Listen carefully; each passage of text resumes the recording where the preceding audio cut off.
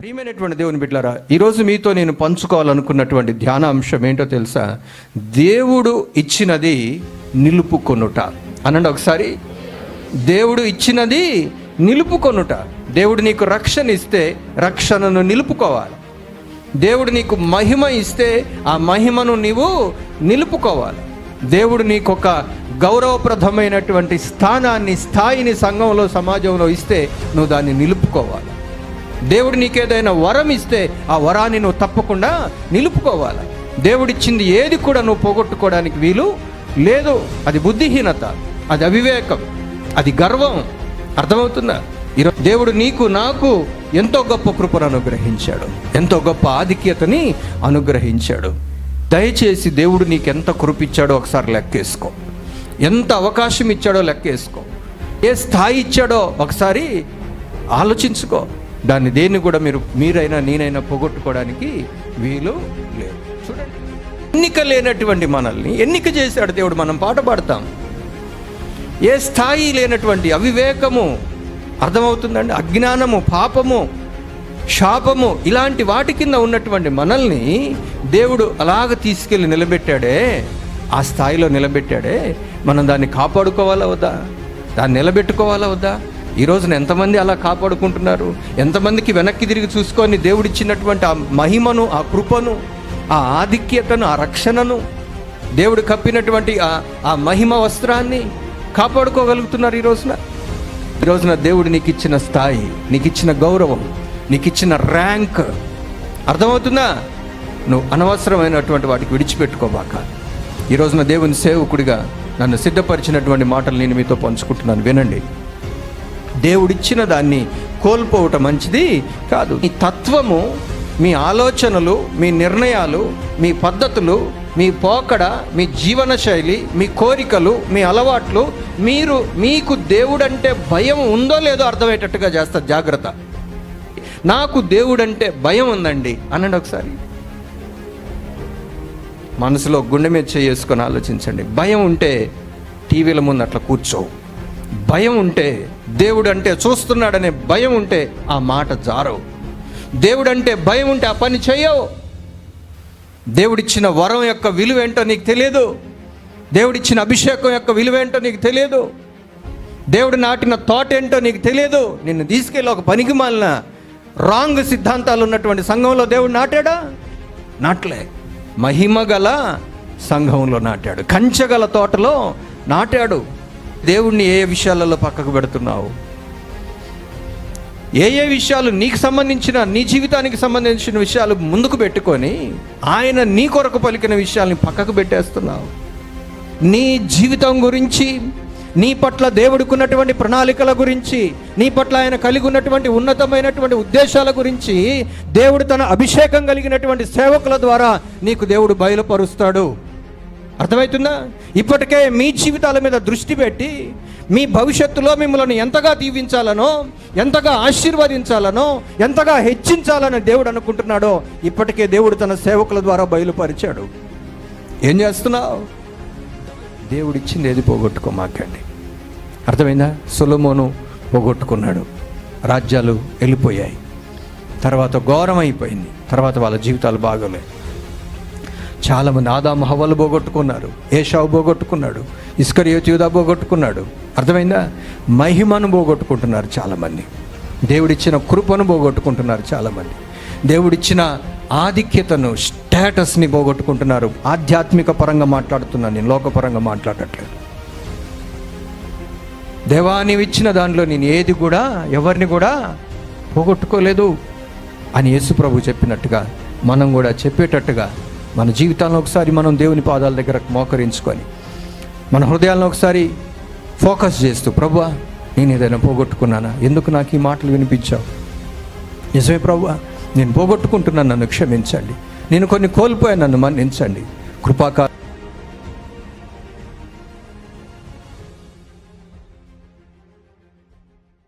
ఈరోజు మీతో నేను పంచుకోవాలనుకున్నటువంటి వాక్య భాగంలోనికి వెళ్తాను. దయచేసి జాగ్రత్తగా, శ్రద్ధగా వినాల్సిందిగా నేను కోరుతున్నాను. ఇప్పుడు మనం చదువుకున్న లేఖన భాగాలలో ఉన్నటువంటి వృత్తాంతం మనకు తెలుసు. తలాంతుల యొక్క విషయాన్ని గురించి మనం చదువుకున్నాం. ఎంతమందికి తెలుసు ఈ విషయము? తలాంతుల గురించి. ఒకరికి దేవుడు ఎన్నిచ్చాడు?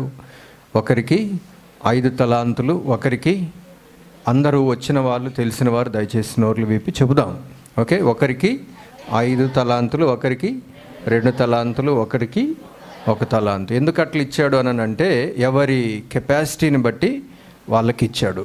5 10 చేయగలడు అని నమ్మిన వాడికి 5 ఇచ్చాడు.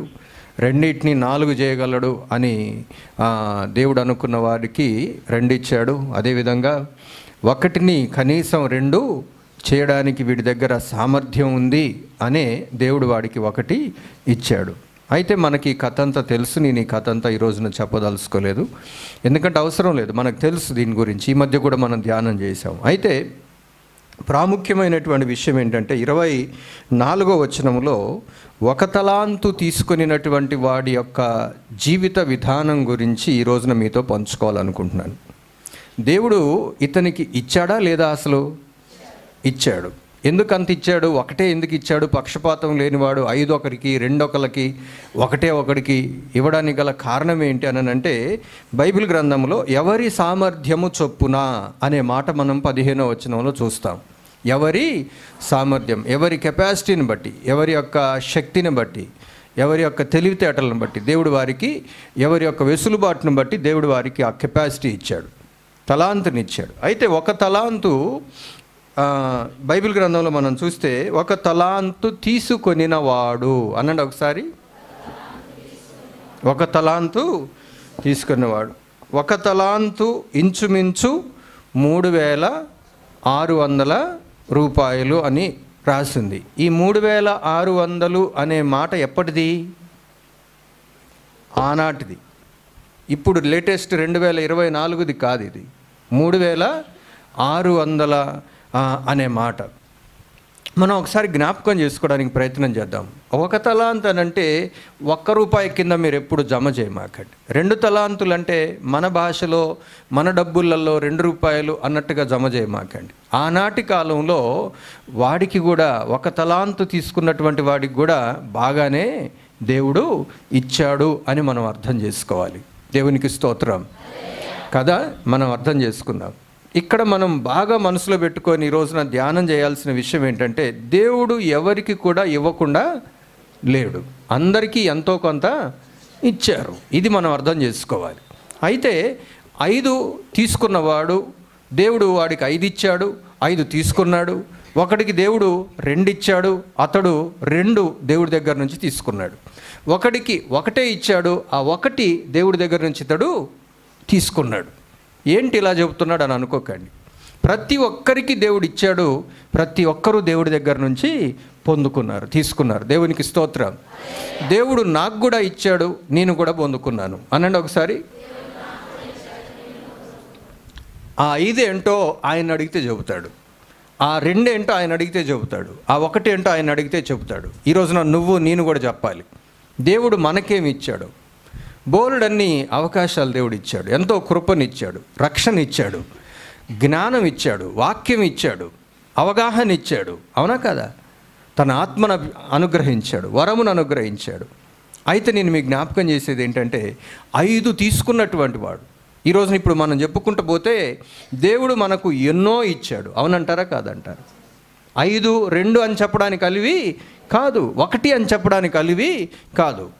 దేవుడు నీకు నాకు ఇచ్చినటువంటి ఆధిక్యతలు, దేవుడు నీకు నాకు ఇచ్చినటువంటి, నాపై చూపుతున్నటువంటి కృప ఆనాడు ఇక్కడ రాస్తున్నటువంటి వారికంటే ఎక్కువనే అని అనక తప్పదు. దేవుడు మనకు కూడా ఇచ్చాడు, మనం కూడా తీసుకున్నాం. దేవునికి స్తోత్రం. చాలా ఇచ్చాడు అని అనిపిస్తున్నటువంటి వాళ్ళు ఒకసారి చేతి స్తోత్రం చెప్దాం. హల్లెలూయా. మనకు దేవుడు చాలా ఇచ్చారు, మనం చాలా దేవుడి దగ్గర నుంచి తీసుకున్నాం, పొందుకున్నాం. అవునా కాదా? దేవునికి స్తోత్రం. అయితే 5 తీసుకున్నవాడు ఈ కథలో ఏం చేయాలి? 5 10 చేయాలి. ఈ కథలో 2 తీసుకున్నవాడు ఏం చేయాలి? 4 చేయాలి. 1 తీసుకున్నవాడు ఏం చేయాలి? 5 తీసుకున్నవాడు 10 చేయలేంది, 2 తీసుకున్నవాడు 4 చేయగలిగినప్పుడు 1 తీసుకున్నవాడు 2 చేసే అవకాశం లేదంటారా? ఉంది. ఎందుకంటే ఇచ్చినవాడు దేవుడే ఇచ్చిన దాన్ని అభివృద్ధి చేసుకోవడానికి సహాయపడేవాడు కూడా దేవుడే. దేవునికి స్తోత్రం. దాన్ని పోగొట్టుకునే లక్షణం మనకుంటే తప్ప, దాన్ని ఖర్చు పెట్టి దాన్ని అభివృద్ధి చేయాలనేటువంటి ఆలోచన మనకు లేకపోతే తప్ప, అర్థమవుతుందా, మనం నష్టపోవండి ఎప్పుడు కూడా. ఈరోజున మీకు జ్ఞాపకం చేయాలనుకున్నటువంటి విషయాలు ఇవే. ప్రియమైనటువంటి దేవుని బిడ్డలారా, ఈరోజు మీతో నేను పంచుకోవాలనుకున్నటువంటి ధ్యానాంశం ఏంటో తెలుసా? దేవుడు ఇచ్చినది నిలుపుకొనుట. అనండి ఒకసారి, దేవుడు ఇచ్చినది నిలుపుకొనుట. దేవుడు నీకు రక్షణ ఇస్తే రక్షణను నిలుపుకోవాలి. దేవుడు నీకు మహిమ ఇస్తే ఆ మహిమను నీవు నిలుపుకోవాలి.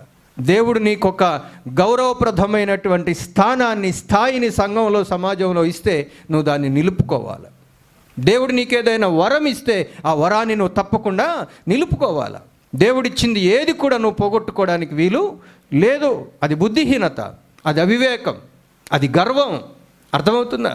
ఈరోజు మీకు జ్ఞాపకం చేస్తున్నాను, దేవుడు నీకు నాకు ఏమి ఇవ్వలేదు అనడానికి వీలే లేదు. దేవుడు మనకెంతో సమృద్ధిని ఇచ్చాడు. ఆనాడు ఈ కథలో, ఈ ఉపమానంలో ఉన్నట్టుగా దేవుడు నీకు నాకు ఎంతో గొప్ప కృపను అనుగ్రహించాడు, ఎంతో గొప్ప ఆధిక్యతని అనుగ్రహించాడు. ఈరోజు మీకు మనవి చేస్తున్నాను ప్రియమైన దేవుని బిడ్డలారా, ఆయనను తండ్రిగా కలిగి ఉండడమే మనకు దేవుడు ఇచ్చినటువంటి గొప్ప అవకాశం. బైబిల్ గ్రంథంలో రాసింది, తండ్రి అబ్బా అని పిలవడానికి ఆయన మనకు అవకాశము ఇచ్చారంట. వాక్యమును మనకు అనుగ్రహించాడు, సత్యమైన వాక్యము, పరలోకానికి మనల్ని తీసుకొని పోగలిగే ఏకైక వాక్యాన్ని, సంపదని మనకు దేవుడు అనుగ్రహించాడు. దేవునికి స్తోత్రం. నిజ దేవుణ్ణి తెలుసుకోగలిగే అవకాశాన్ని ప్రభు మనకి ఇచ్చారు. ఆయన ఆరాధించే స్థలాన్ని ఇచ్చాడు. ఆయనలో కొనసాగడానికి మనల్ని నడిపించేటువంటి నాయకత్వాన్ని దేవుడు మనకి ఇచ్చాడు. ఏది ఇవ్వలేదు మనకి. ఏదో చిన్నవి మనం ఇలాగ లెక్క పెట్టుకొని మనం వెలితి పడడం అనేది అది మంచి పద్ధతి కాదు. ఈ రోజున నేను మిమ్మల్ని ఆలోచింపజేయమని బ్రతిమలాడుతున్న విషయం ఏంటంటే, దయచేసి దేవుడు నీకు ఎంత కృపిచ్చాడో ఒకసారి లెక్కేసుకో, ఎంత అవకాశం ఇచ్చాడో లెక్కేసుకో, ఏ స్థాయి ఇచ్చాడో ఒకసారి ఆలోచించుకో. దాన్ని దేన్ని కూడా మీరైనా నేనైనా పోగొట్టుకోవడానికి వీలు లేదు. చూడండి, బైబిల్ గ్రంథంలో యాకోబుకు 12 మంది పిల్లలు ఉన్నారు. మొదటి కుమారుడు పేరు రూబేను, చివరి కుమారుడు పేరు ఏం పేరు? బెన్యామీను. అందరు చెప్పాలి. తెలుసా మీకు? తెలిస్తే మాట్లాడాలి, అలా చూడొద్దు. ఫస్ట్ కుమారుడు పేరేంటి యాకోబుకి? రూబేన్ గారు. లాస్ట్ కుమారుడు పేరేంటి? చివరోడు ఎవరు? బెన్యామీన్. సౌలు ఏ గోత్రీకుడు? బెన్యామీను ఎవరు? కనిష్ఠుడు. ఏం చేస్తున్నాడు? తండ్రి గాడిదలు కాస్తున్నాడు. పంచుకుంటే ఈయనకు ఒక 4-5 వస్తాయి. అర్థమైందా? అంతా దరిద్రం. ఒక్కోసారి తన గురించి తాను చూసుకుంటున్నప్పుడు సౌలుకి ఏమనిపించేదో తెలుసా? ఏంటి నా బతుకు అనిపించేది. సమూయేలు ఒక రోజున జ్ఞాపకం చేశాడు, నీ దృష్టికి నీవు అల్పుడవైనప్పుడు, ఎన్నిక లేని వాడిగా ఉన్నప్పుడు దేవుడు నిన్ను తీసుకెళ్ళి ఎక్కడ కూర్చోబెట్టాడు? సింహాసనం. ఏం సింహాసనం అది? ఇశ్రాయేలు 12 గోత్రాలకి ఈయన ఇప్పుడు కింగ్ అయ్యాడు, రాజు అయ్యాడు. అంటే రూబేనుకు కూడా ఈయనే రాజు. నఫ్తాలి, గాదు, వీళ్ళందరికీ కూడా ఈయనే రాజు అయ్యాడు. అవునా కదా? ఎక్కడికి తీసుకుపోయాడండి? గాడిదలు కాసుకుని అక్కడ తీసుకుపోయాడు. నిలుపుకున్నాడా? అది పరిస్థితి. మీరు గమనించాలి. ఎన్నిక లేనటువంటి మనల్ని ఎన్నిక చేశాడు దేవుడు. మనం పాట పాడతాం. ఏ స్థాయి లేనటువంటి అవివేకము, అర్థమవుతుందండి, అజ్ఞానము, పాపము, శాపము, ఇలాంటి వాటి కింద ఉన్నటువంటి మనల్ని దేవుడు అలాగ తీసుకెళ్ళి నిలబెట్టాడే, ఆ స్థాయిలో నిలబెట్టాడే. మనం దాన్ని కాపాడుకోవాలా వద్దా? దాన్ని నిలబెట్టుకోవాలా వద్దా? ఈ రోజున ఎంతమంది అలా కాపాడుకుంటున్నారు? ఎంతమందికి వెనక్కి తిరిగి చూసుకొని దేవుడిచ్చినటువంటి ఆ మహిమను, ఆ కృపను, ఆ ఆధిక్యతను, ఆ రక్షణను, దేవుడు కప్పినటువంటి ఆ మహిమ వస్త్రాన్ని కాపాడుకోగలుగుతున్నారు ఈ రోజున? దయచేసి గమనించండి. కాపాడుకోలేకపోవడానికి కారణాలు కొన్ని ఉంటాయి. అర్థమవుతుందా? సరిగ్గా దేవుణ్ణి అర్థం చేసుకోలేకపోవడం. ఏమంటున్నాడో తెలుసా? వాడొచ్చి ఏమంటున్నాడో తెలుసా? నీవు చదవండి వచ్చినని. అయ్యా నీవు విత్తని చోట కోయువాడును, చల్లని చోట పంట కూర్చుకొనువాడవునైనా కఠినుడవని నేను ఎరుగుదును. అది ఇచ్చినటువంటి వాడు కఠినాత్ముడా? ఇచ్చినటువంటి వాడు విత్తని చోట కోయివాడు, చల్లని చోట పంట కూర్చుకొనివాడా? కాదు. ఇచ్చినటువంటి వాడు ప్రేమ కలిగినటువంటి వాడు, మన మేలు కోరినటువంటి వాడు, మన తల ఎత్తాలనుకున్నటువంటి వాడు, మనల్ని ఉద్ధరించాలనుకున్నటువంటి వాడు. అవునా కాదా? మన శ్రేయోభిలాషి, మన పోషకుడు, మన తండ్రి. ఇలాంటి దేవుణ్ణి వీడేమని మాట్లాడుతున్నాడు తెలుసా? నువ్వు కఠినాత్ముడివి, నువ్వు విత్తని చోట కోయివాడవు, చల్లని చోట కూర్చుకొనివాడవు. అంటే వీటి సారాంశం మనం ఎట్లా అర్థం చేసుకోవాలంటే, దేవుడెవరో అర్థం కానటువంటి వాడే దేవుడిచ్చిన దాన్ని పోగొట్టుకుంటాడు. అర్థమవుతుందా? బాగా గమనించండి. దేవుడంటే ఎవరో అర్థం కానటువంటి వాడు, దేవుని చేతిలో నుంచి వచ్చినటువంటిది అర్థం కానటువంటి వాడు దేవుడిచ్చింది పోగొట్టుకుంటాడు. ఇది గ్రహించాలా? ఒకసారి ఆలోచించండి. తల్లి గర్భంలో పెనుగులాడుతున్నారంట ఇద్దరు మగపిల్లలు, నేను ముందు అన్నట్టుగా. అదొక విచిత్రమైనటువంటి సంఘటన, నా మనసుకు అందంది. అయితే గమనించండి, ఎవరు ముందు పుట్టారు ఈ పెనుగులాట్లో? ఒకడు ముందు పుట్టాడు, ఆయన పేరే ఏశావు. ఒక్క పూట కూర కోసం, కూటి కోసం ఆ పెనుగులాట్లో బయటకు వచ్చేటట్టుగా చేసింది కూడా దేవుడే. ఆ జ్యేష్ఠత్వపు కృపనిచ్చింది ఎవరు? దేవుడే. దాన్ని దేనికి పోగొట్టుకున్నాడు? కూరకు పోగొట్టుకున్నాడు. నేను ఇదేం చేస్తా, ఆకలికి చచ్చిపోతున్నా అన్నాడు. చూసారా? ఈరోజున దేవుడు నీకు ఇచ్చిన స్థాయి, నీకు ఇచ్చిన గౌరవం, నీకు ఇచ్చిన ర్యాంక్ అర్థమవుతుందా? నువ్వు అనవసరమైనటువంటి వాటికి విడిచిపెట్టుకోబాక. ఈరోజున దేవుని సేవకుడిగా నన్ను సిద్ధపరిచినటువంటి మాటలు నేను మీతో పంచుకుంటున్నాను, వినండి. దేవుడిచ్చిన దాన్ని కోల్పోవటం మంచిది కాదు. దేవుడు అర్థం కాక ఇట్లా మాట్లాడుతున్నాడు. ఇంకోటి ఏమన్నాడో తెలుసా? నీకు భయపడి అంటున్నాడు. భయపెట్టేవాడు కాదు మన దేవుడు. మనల్ని స్నేహితులు, మనల్ని పిల్లలు, మనల్ని ఆయన తండ్రి అని పిలిపించుకొని మనల్ని పిల్లలు అని పిలిచి, అవునా కాదా, ఆయన క్షమిస్తూ నీ బాల్య పాపాలను జ్ఞాపకం చేసుకొని అని చెప్పే అంతటి ప్రేమ కలిగినటువంటి వాడు. దెప్పి పొడిచేటువంటి వాడు కాదు. మన దేవుడు ఎంతో ప్రేమ కలిగినటువంటి వాడు. ఆయన దగ్గర భయం ఉండదు. పవిత్రమైనటువంటి కల్మషమైనటువంటి ప్రేమలో భయము ఉండదు. వీడు భయపడి అన్నట్టున్నాడు కదా, భయపడినోడు మాట్లాడినట్టుగా మాట్లాడుతున్నాడా? ఫస్ట్ లైను మీరు చదివితే వీడు దేవుడికి భయపడేవాడు అన్నట్టుగా అతడి భాష ఉందా? బాగా గమనించండి. మీ తత్వము, మీ ఆలోచనలు, మీ నిర్ణయాలు, మీ పద్ధతులు, మీ పోకడ, మీ జీవన శైలి, మీ కోరికలు, మీ అలవాట్లు, మీకు దేవుడంటే భయం ఉందో లేదో అర్థమయ్యేటట్టుగా చేస్తారు. జాగ్రత్త. దేవుడంటే భయం ఉంటే వేరేగా ఉంటుంది, వ్యవహారమే వేరేగా ఉంటుంది. అర్థమైందా? నువ్వు విత్తని చోట కోయి వాడవు, నువ్వు చల్లని చోట కూర్చుకొని వాడవు, నువ్వు ఒక మూర్ఖుడివి, నువ్వు ఒక పనికిమాలినోడివి అనాల్సిన మాటలన్నీ నువ్వంటే నాకు భయం అంటున్నాడు. ప్రియమైన దేవుని బిడ్డారా, అర్థం చేసుకోవడానికి మనం ప్రయత్నం చేద్దాం.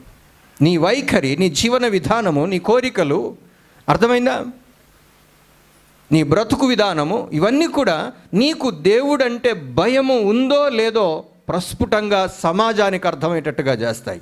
సమాజానికి అర్థమవుతుందంటే అంతరంగాన్ని కూడా కూలంకషంగా తెలుసుకోగలిగేటువంటి దేవునికి నీకు ఆయనంటే భయం ఉందో లేదో గ్రహించలేడా? నాకు దేవుడంటే భయం ఉన్నట్టుగా ఆయనకే తెలుసు అని అనగలవా? ఒకసారి ఆలోచించండి. పోనీ ఒక మాట అందాం పట్టండి, నాకు దేవుడంటే భయం ఉందండి అనండి ఒకసారి. మనసులో గుండె మీద చేసుకొని ఆలోచించండి. భయం ఉంటే టీవీల ముందు అట్లా కూర్చోవు. భయం ఉంటే, దేవుడు అంటే చూస్తున్నాడనే భయం ఉంటే ఆ మాట జారవు. దేవుడంటే భయం ఉంటే ఆ పని చేయవు. ప్రియమైనటువంటి దేవుని బిడ్డలారా, కునుకడు, నిద్రపోడు. ఆయనకి కంటికి మరుగైనటువంటిది ఏది లేదు. హృదయ అంతరంగం ఆయనకు తెలుసు. ఏదైనా పిచ్చి ఆలోచన, పెద్ద ఆలోచన, పెద్ద కోరిక కలిగిందంటే ఆయనకు తెలుస్తుంటుంది. జాగ్రత్త. ఆయనకు భయపడదాం. ఈరోజున మీకు మనవి చేస్తున్నాను. వీడంటాడు, వీడి భాషలో భయం అని అంటున్నాడు కానీ ప్రవర్తనలో భయం లేదు. ఏం చేశాడంట? ఇంకో మాట, భయపడి వెళ్ళి దాచిపెట్టి తిని, ఇదిగో నీది నీవు తీసుకొనమని చెప్పాను. నీది నీవు తీసుకో అంటే ఏం చేస్తున్నాడు? దేవుడిచ్చింది మళ్ళీ రిటర్న్ చేస్తున్నాడు. అమ్మ వినండి, నువ్వు ఇచ్చిన నా రక్షణ నాకొద్దు, తీసుకో అని అనగలుగుతారా? మాట్లాడాలండి.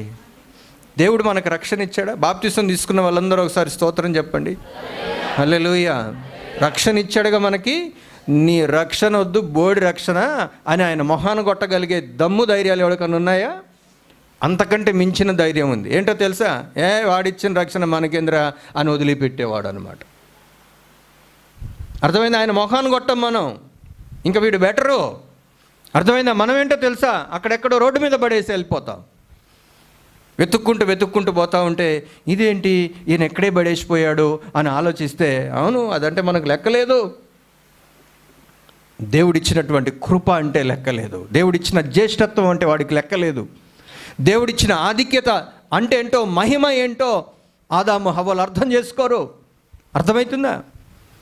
దేవుడిచ్చిన వరం యొక్క విలువ ఏంటో నీకు తెలియదు. దేవుడిచ్చిన అభిషేకం యొక్క విలువ ఏంటో నీకు తెలియదు. దేవుడు నాటిన తోట ఏంటో నీకు తెలియదు. నిన్ను తీసుకెళ్ళి ఒక పనికి మాలిన రాంగ్ సిద్ధాంతాలు ఉన్నటువంటి సంఘంలో దేవుడు నాటాడా? నాటలే. మనం పాట పాడతాం, యేసన్న గారు రాసిన పాట, మహిమ గల సంఘంలో నాటాడు, కంచెగల తోటలో నాటాడు.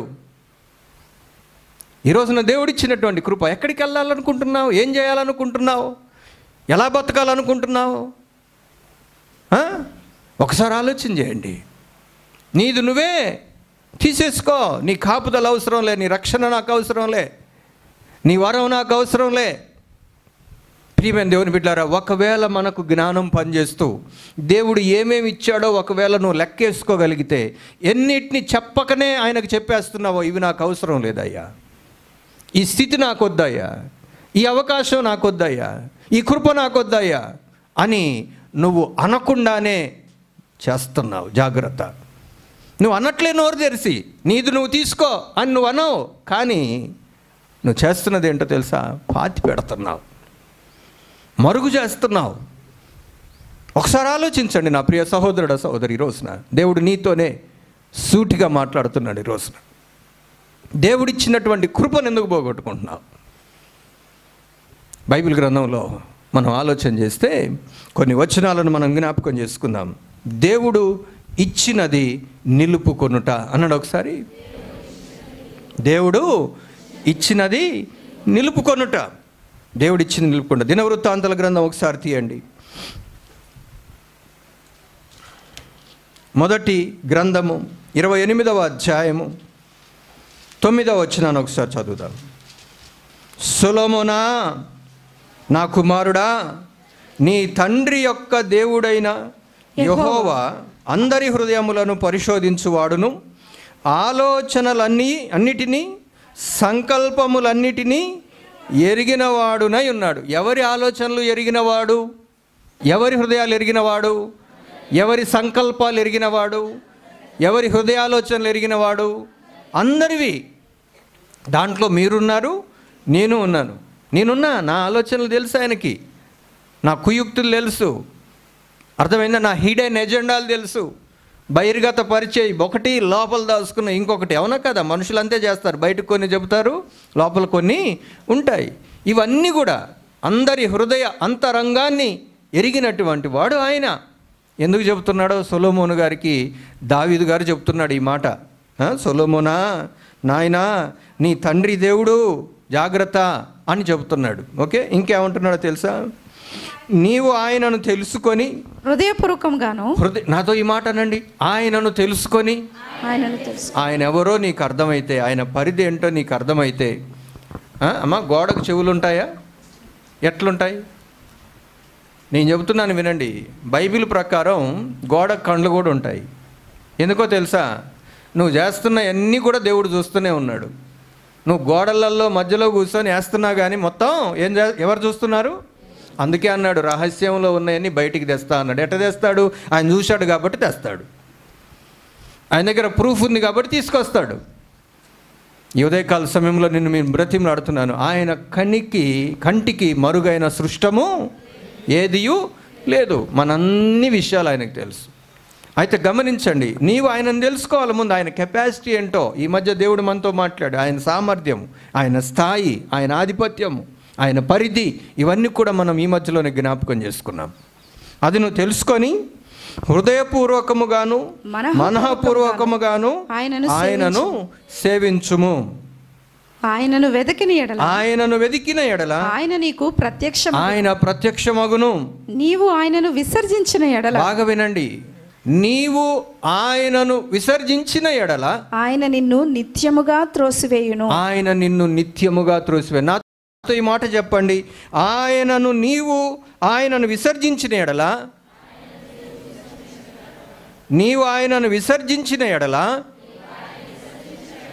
ఆయన నిన్ను నిత్యముగా త్రోసివేయును. నీవు దేవుణ్ణి పక్కకు పెడితే ఆయన నిన్నెట్ట పక్కకు పెడతాడంట? నువ్వు ఒక్కసారి ఆయన్ని పక్కకు పెడితే నిన్ను పర్మనెంట్గా ఆయన పక్కకు పెడతాడు. జాగ్రత్త. ఆయనే నీకు సమర్పించుకున్నాడు. అర్థమవుతుందా? ఆయనే నీకు తండ్రిగా మారాడు, ఆయనే నీకు రక్షకుడిగా మారాడు. అవునా కాదా? తన్ను తాను మన కొరకు రిక్తునిగా చేసుకొని తనను తాను మన కొరకు సమర్పించుకున్నాడని ఉందా లేదా? ఫిలిప్పీ పత్రికలో మాట్లాడాలి. ఉంది అనండి ఒకసారి. మాట్లాడాలి. మనల్ని మన కోసం తనను తాను అప్పగించుకున్నాడా లేదా? అవునా కదా? ఇప్పుడు మనం ఏం చేస్తున్నాం తెలుసా? ఆయనను మన హృదయంలో నిలుపుకోకపోతే, ఆయనను మనం దేవుడిగా మనం నిలుపుకోకపోతే, ఆయనను రాజుగా మనం అంగీకరించకపోతే ఏమంటున్నాడో తెలుసా? నేను చెప్పనండి మన భాషలో, నీకెందుకురా నేను దక్కాలి, నీకెందుకు నేను ఉండాలి, నువ్వు నాకు అవసరమా, వెళ్ళిపో అని నిత్యము నిన్ను విసర్జించను. ఈ మాటలన్నీ సొలొమోనుకి చెప్పాడు తండ్రి అయిన దావీదు గారు. అర్థమవుతుందా? ప్రియ దేవుని బిడ్డ, దేవుని సేవకుడిగా నా ద్వారా నీకు ఈ రోజున చెప్పిస్తున్నాడు, జ్ఞాపకం చేయిస్తున్నాడు. నీకు తెలియంది కాదు, ఇంతకు ముందు కూడా తెలుసు ఈ మాటలు. అయితే దేవుణ్ణి ఏ విషయాలలో పక్కకు పెడుతున్నావు? ఏ విషయాలు నీకు సంబంధించిన, నీ జీవితానికి సంబంధించిన విషయాలు ముందుకు పెట్టుకొని ఆయన నీ కొరకు పలికిన విషయాల్ని పక్కకు పెట్టేస్తున్నావు? అవివేకంతో, అజ్ఞానంతో, తొందరపాటుతో దేవుణ్ణి పక్కకు పెడితే ఆయన నిన్నేం చేస్తాడు? సొలొమోనా, నిత్యము నిన్ను విసర్జించును. తర్వాత సొలొమోనుకి దేవుడిచ్చిన ఆధిక్యత ఏంటో చెప్తున్నాడు దావీదు గారు. 9వ వచనం తర్వాత చూడండి, 10వ వచనం. పరిశుద్ధ స్థలముగా ఉండుటకు ఒక మందిరమును కట్టించుటకై, యెహోవా నిన్ను కోరుకొనిన సంగతిని మనస్సునకు తెచ్చుకో. ఆగండి, అందరు ఇటువైపు చూడండి. నేను యెహోవాకు ఒక మందిరం కట్టేంత వరకు నా పడకెక్కన అన్నాడు. ఎవరు? దావీదు గారు. నా కంటికి నిద్ర రానివని అన్నాడు. మందిరం కట్టాలి, నా దేవుని యొక్క సన్నిధి ఉండడానికి ఒక పరిశుద్ధ స్థలాన్ని నేను ఏర్పాటు చేయాలి, ఘనంగా కట్టాలి, ఈ రాజకోట కంటే కూడా ఘనంగా కట్టాలి, సకల విధములైనటువంటి అందచందాలు దానికి అందబడ్డాలి అని రకరకాల రాళ్ళు, రకరకాల వస్తువులు, సామాగ్రి, బంగారము, వెండి, ఇవన్నీ కూడా ఆయన సమకూర్చాడు. కానీ దేవుడు ప్రత్యక్షమై ఏమన్నాడో మీ అందరికీ తెలుసు. నీవు కట్టడానికి వీల్లేదా అన్నాడు. కొంచెం బాధపడ్డాడు. తర్వాత నీ కొడుకు కడతాడులే అని అన్నాడు. ఆ విషయమే చెబుతున్నాడు. నాకు దక్కనటువంటి భాగ్యం, ఎలుగుబంటిని చంపాను, అవునా కదా? ఇశ్రాయేలులకు యుద్ధంలో గెలుపునిప్పించడానికి, గొలియాతును చంపించడానికి దేవుడు నన్నే వాడుకున్నాడు. సింహాన్ని చంపాను, హృదయానుసారుణ్ణి దేవుడికి. కానీ నన్ను వద్దన్నాడు. ఈ భాగ్యం ఎవరికి దక్కింది? నీకు దక్కింది. అది జ్ఞాపకం తెచ్చుకో, ఒళ్ళు దగ్గర పెట్టుకొని బతుకు. అర్థమైందా? ఆయనను సేవించు, మనస్ఫూర్తిగా ఆయనను సేవించు, ఆయనకు భయపడు, ఆయన ఎవరో తెలుసుకో అని అంటుంటే పనికి మాలిన ఆడపిల్లలకి దాసోహం అయిపోయి ఉన్నత స్థలములలో బలిపీఠాలు కట్టినటువంటి స్థలాలలో ఈ స్థలం అయితే బాగుంది, ఈ స్థలం అయితే బాగుంది, ఈ స్థలం అయితే బాగుందని ఆడవాళ్ళందరూ రథాలు వేసుకొని చూసుకొని వచ్చారు. ఒక రోజున పడక గదిలో ఉన్నప్పుడు, మాకు ఆ స్థలం అయితే ఇవ్వు, ఎప్పుడో ఒకసారి కదా మీరు బలి అర్పించేది, మా దేవతను కట్టుకోవడానికి ఆ స్థలం ఇవ్వని ఒక బులిపిచ్చింది. ఈ బులిపిస్తే ఈయన పొంగిపోయాడు. సరేలే అని చెప్పి ఆ మత్తులో ఉన్నత స్థలముల మీద నిజమైన దేవుడైన యెహోవా దేవునికి ఉండవలసినటువంటి బలిపీఠాలని తీసివేసి అక్కడ దేవతలకు గుడులు కట్టుకోవడానికి పర్మిషన్లు ఇచ్చుకుంటూ పోయాడు. ఒకళ్ళకి ఇచ్చాడు, ఇంకొక అమ్ముకుంటుందా? ఇంకొక ఉన్నత స్థలం అడిగింది, ఇంకొక ఆవిడ ఇంకొక ఉన్నత స్థలం అడిగింది. మర్చిపోయాడు. అర్థమైందా? నా తండ్రికి దక్కని భాగ్యం నాకు దక్కిందే. దేవునికి ఉన్నతమైనటువంటి ఒక గొప్ప ప్రాజెక్టుని చేయడానికి దేవుడు నాకు ఈ కృపనిచ్చాడే. ఇది బయలుపరిచింది ఎవరండి? దావీదుకి మందిరం కడతాడు అని బయలుపరిచింది ఎవరు? దేవుడే. దేవునికి స్తోత్రం. హలో, అందరు ఇటు వినండి. నీ జీవితం గురించి, నీ పట్ల దేవుడికున్నటువంటి ప్రణాళికల గురించి, నీ పట్ల ఆయన కలిగి ఉన్నటువంటి ఉన్నతమైనటువంటి ఉద్దేశాల గురించి దేవుడు తన అభిషేకం కలిగినటువంటి సేవకుల ద్వారా నీకు దేవుడు బయలుపరుస్తాడు. అర్థమవుతుందా? ఇప్పటికే మీ జీవితాల మీద దృష్టి పెట్టి మీ భవిష్యత్తులో మిమ్మల్ని ఎంతగా దీవించాలనో, ఎంతగా ఆశీర్వదించాలనో, ఎంతగా హెచ్చించాలని దేవుడు అనుకుంటున్నాడో ఇప్పటికే దేవుడు తన సేవకుల ద్వారా బయలుపరిచాడు. ఏం చేస్తున్నావు? దావీదు అందుకే జ్ఞాపకం చేస్తున్నాడు, సొలొమోనా నా కుమారుడా, దేవుడు తన పరిశుద్ధ స్థలము కొరకు, నివాసమున్నట కొరకు ఒక మందిరాన్ని కట్టాలని నిన్ను ఎన్నుకున్న సంగతి నువ్వు జ్ఞాపకమునకు తెచ్చుకో. దాన్ని పోగొట్టుకోబాక.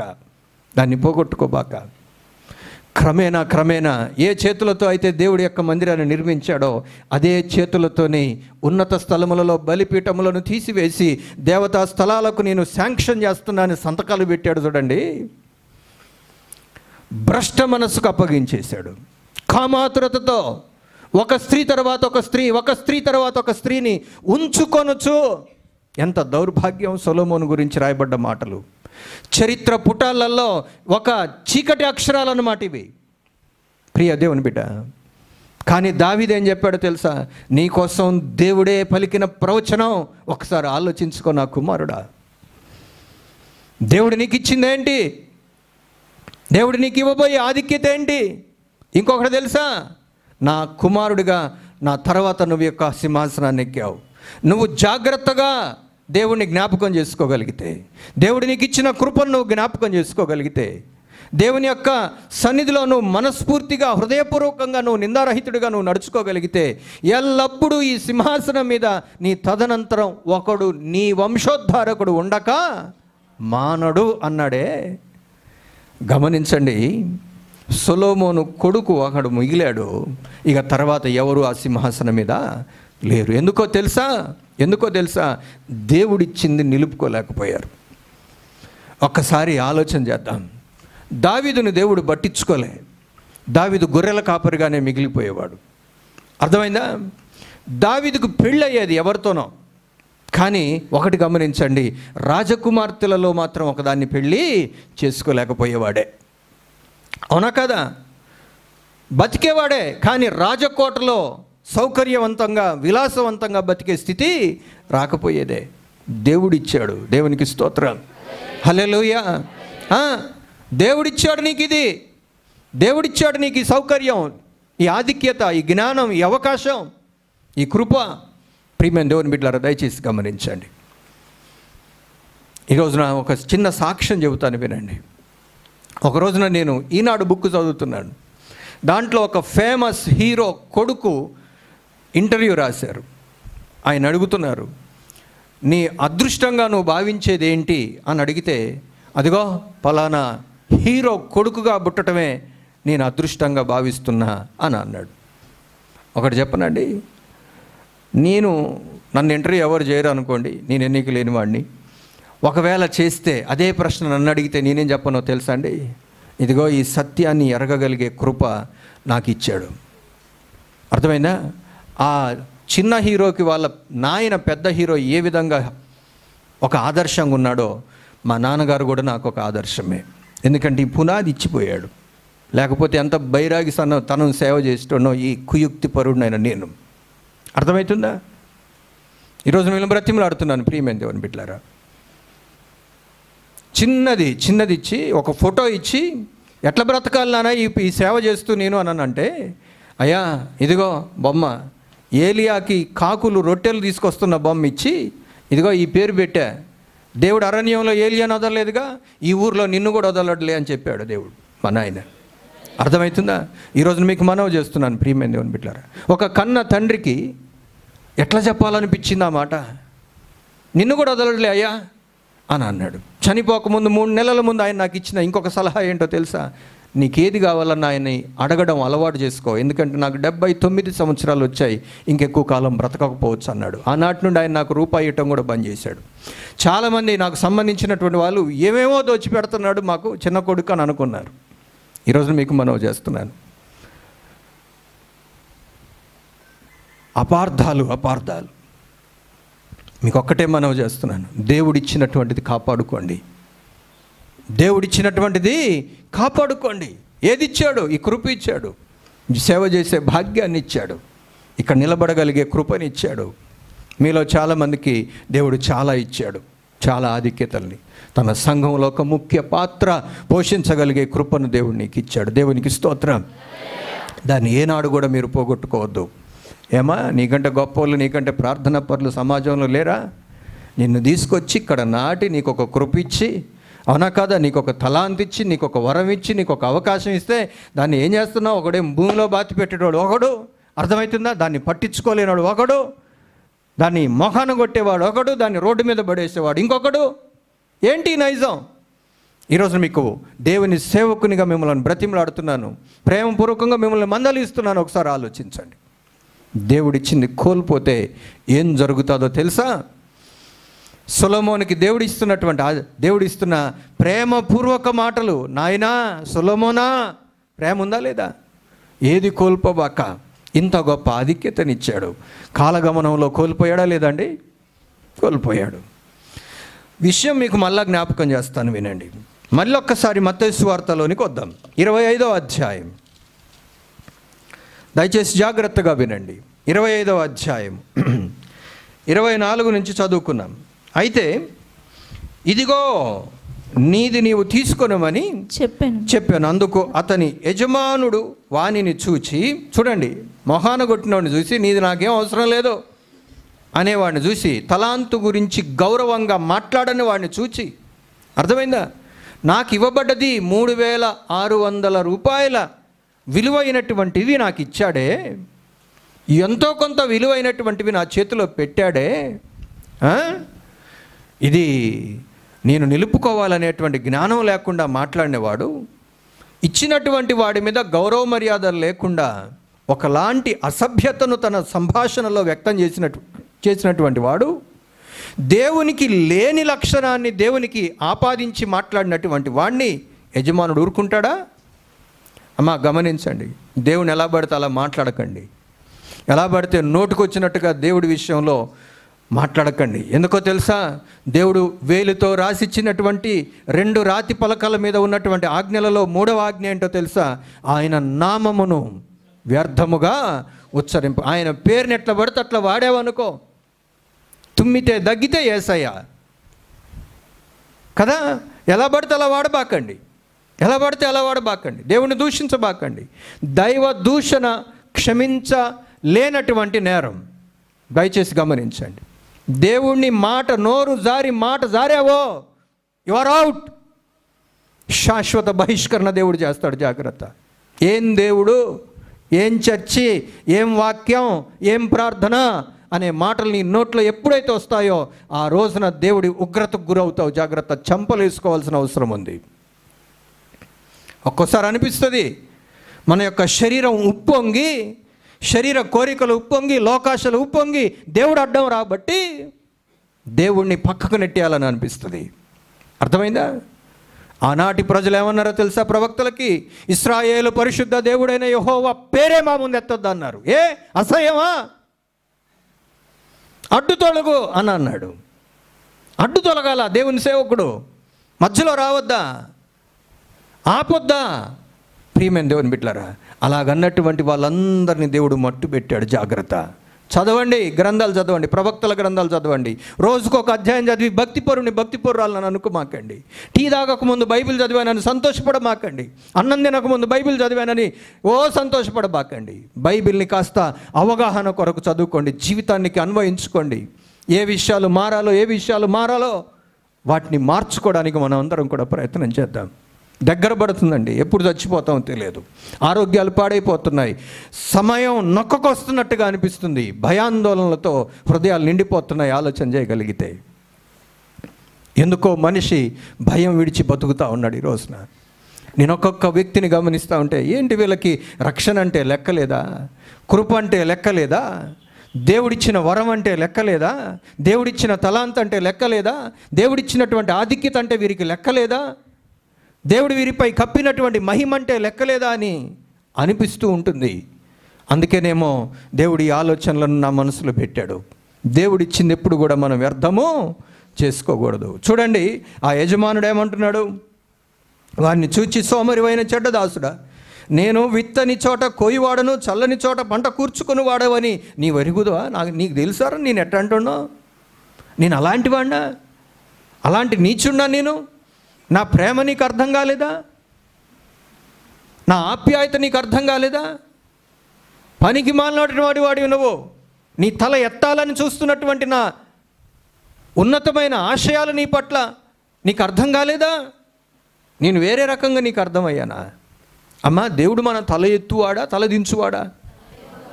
సైతానుగాడు నిన్నెక్కడైనా సరే తల దించుకునేటట్టుగా చేస్తాడు. ఇంకోటి తెలుసా, ముఖం చూపించుకోలేక నువ్వు బయటికి రాకుండా లోపలే మగ్గేటట్టుగా చేస్తాడు నీతోని వెధవ పనులు చేయించి.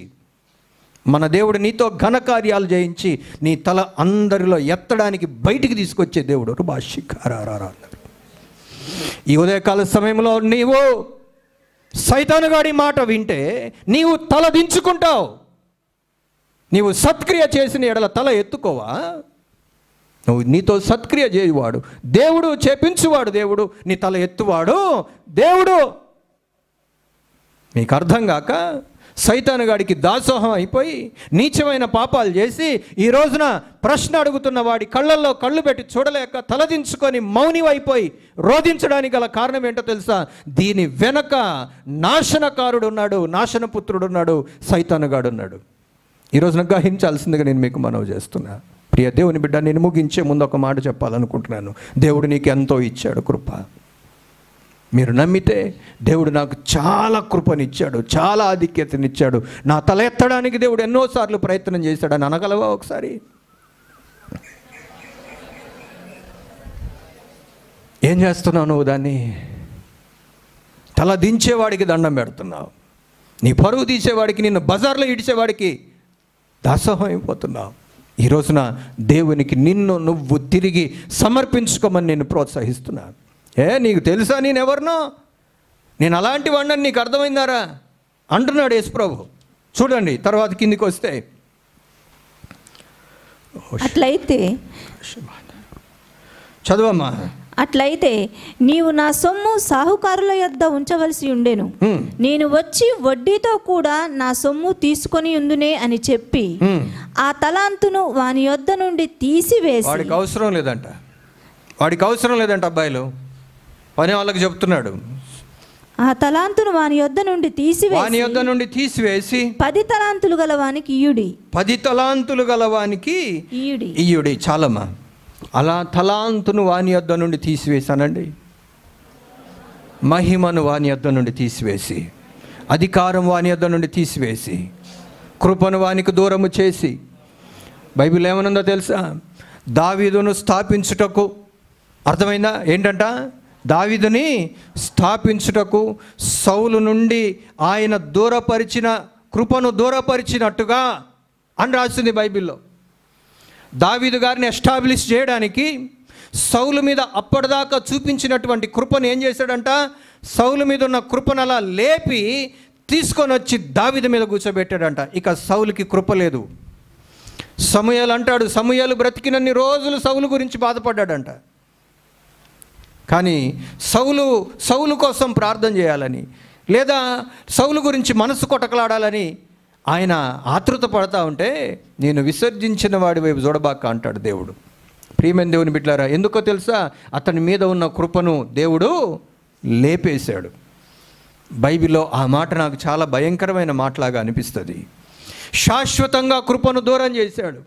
అమ్మా, ఈ రోజున కృపను నోచుకుంటున్న నీకు దేవుడు నీ నుంచి కృపను దూరం చేస్తే ఆగమైపోతావు. జాగ్రత్త.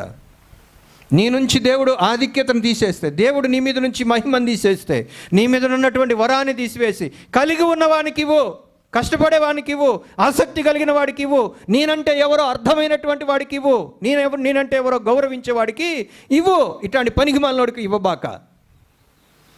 వాని యొద్ద నుండి తీసివేసి. ప్రియమైన దేవుని బిడ్డలారా, ఆలోచించండి.